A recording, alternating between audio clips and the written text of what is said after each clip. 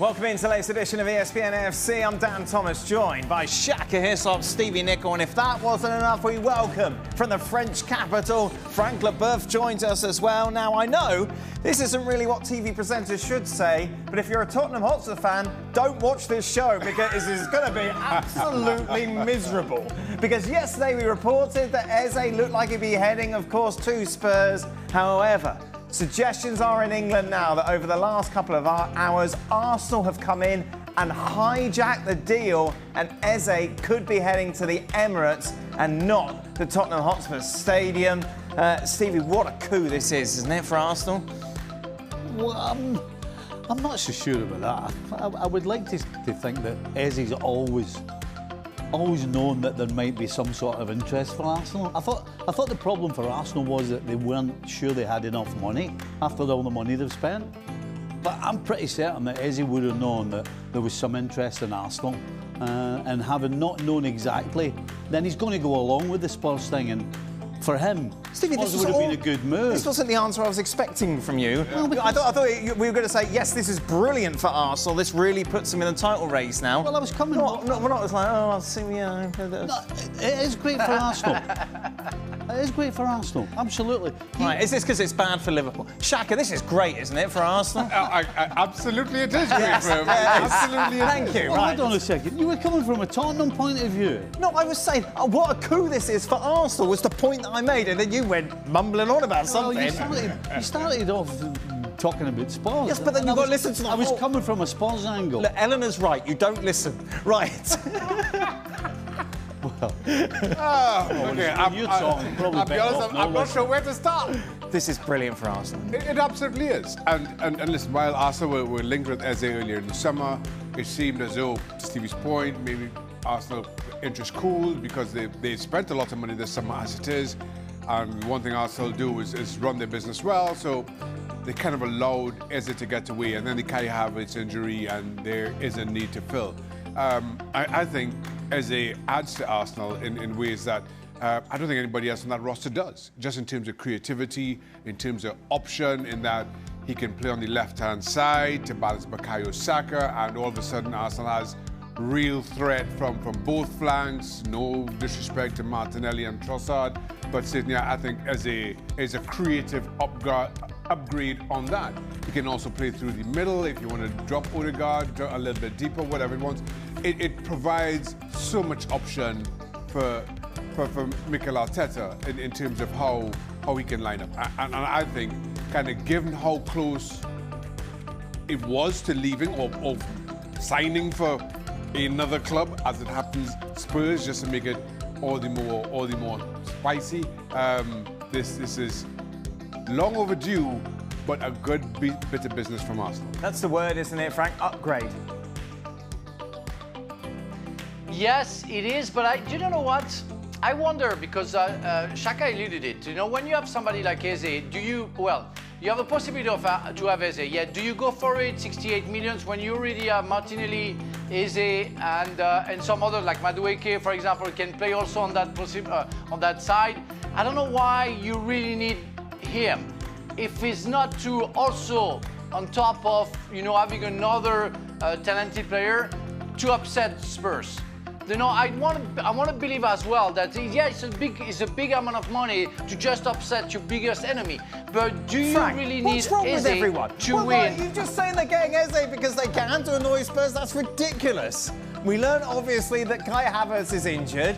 Eze is not done and done at Spurs. They've come in, they've swooped in, they've got a brilliant player, one of the best in the Premier League last season. Yet you're just saying they're signing him out of spite? No. I'm not saying, and I'm not judging Eze about his, and I'm not saying that he's not bigger or stronger or better than the others. But I don't think Arsenal needs that kind of player to win the title because they already have players for that. They already have 3 players on that side that I just named: Madueke, Trossard, and Martinelli. And I really think that it has nothing to do with Havertz's injury. Because Havertz doesn't play on the left side, and I think the only room left for Eze is the left side. Unless Gutierrez is not good enough, unless I don't know, Saka got injured, unless the three in the middle of the park get injured. Otherwise, Eze can only play on the left side. Yeah, but Frank, so you have four players. Frank, you name those players, yeah? You name Madueke, obviously, Trossard, Martinelli. If you've got the four of them lined up, who are you picking first? You're picking Eze, aren't you, first? Yes, so but you already that's spent where lots of money. Yeah, but for me, 68 million for Eze, I'm not sure they need it. They need him. And again, you have to find also, don't forget that, the balance of the locker room. If you bring Eze, what do you do with Martinelli, Trossard and Madueke that you just bought? People who cannot play because that guy comes. And you really have to take care of everything. He's not only adding numbers of players just for the sake of it. Yeah, even if the one that you are taking the last is more talented than the others. That's other things in perspective that you have to check out. And that's what I think about it. I'm not sure Eze can be the X factor for Arsenal to win the Premier League. He can, but he can create also troubles. The only thing I'll say here is maybe to the point, and that Frank maybe is alluding to, is the timing of it is odd. In that, using your example, if we talk about all the signings that Arsenal made this summer and line them up in terms of a priority and who you think is the greatest need, you signed Gyökeres first. I know he wasn't.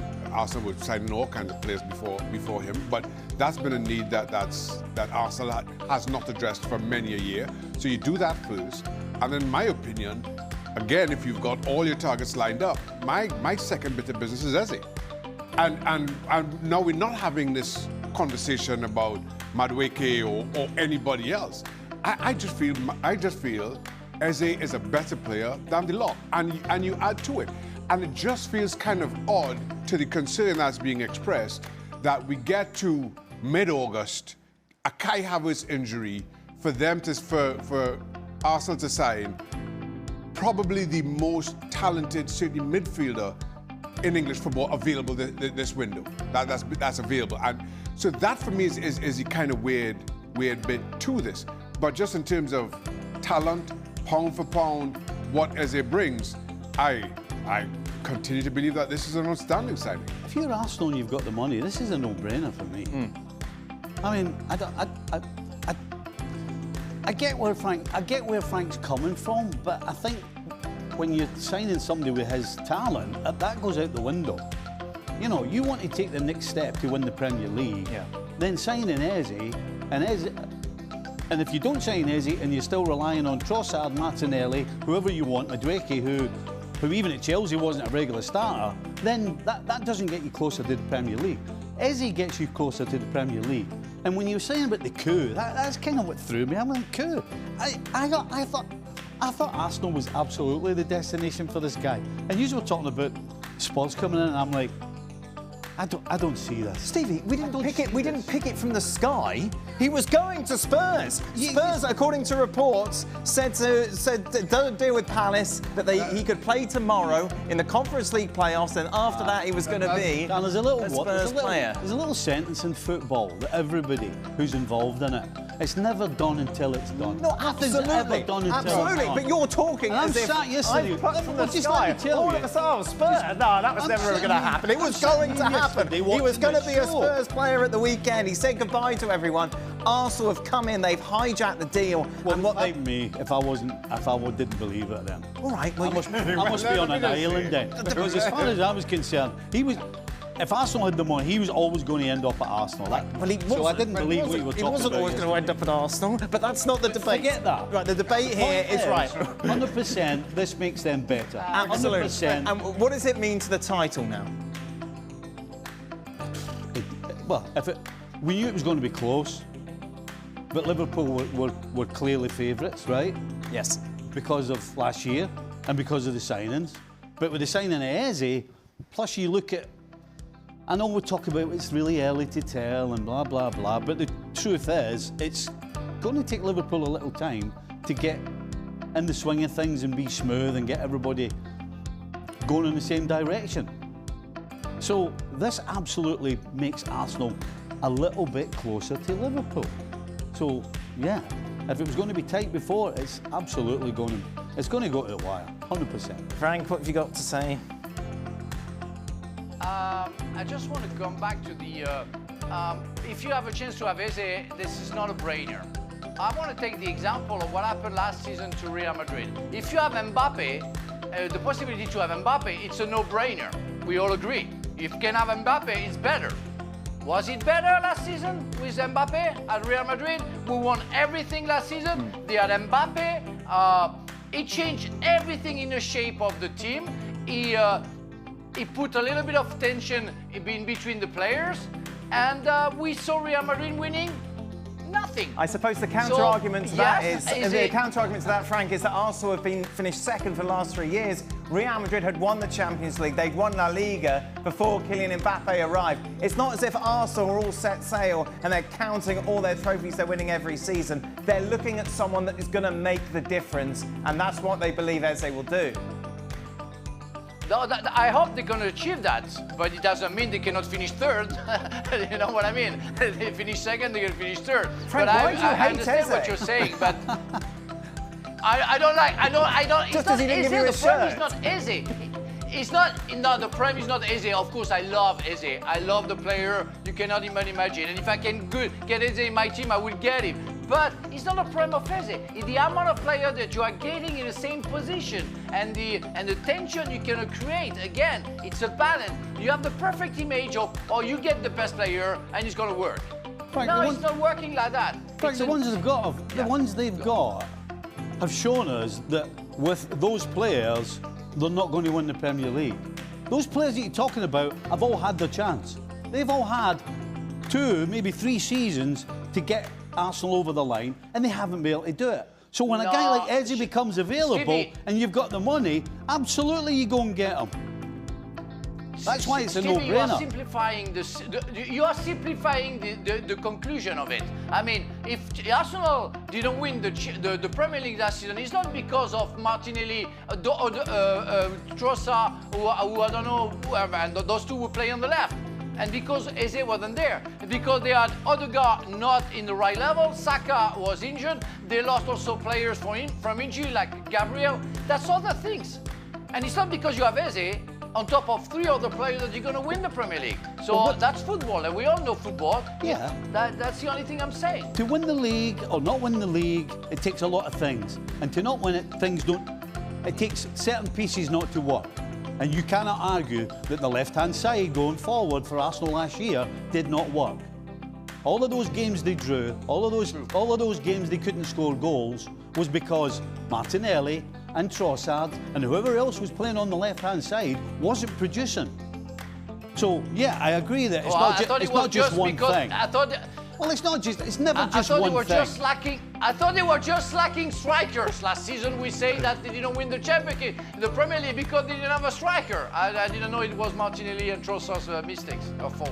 But Frank, when Liverpool were bringing all these new faces, you were going, oh, don't bring in Wirtz. He's going to upset the apple cart. He's going to upset the flow of the team. Yet for some reason, Eze, who obviously can play on the left, but also he can play, for example, in Odegaard's position as well. This is a versatile player you're bringing in that adds so much more, isn't it?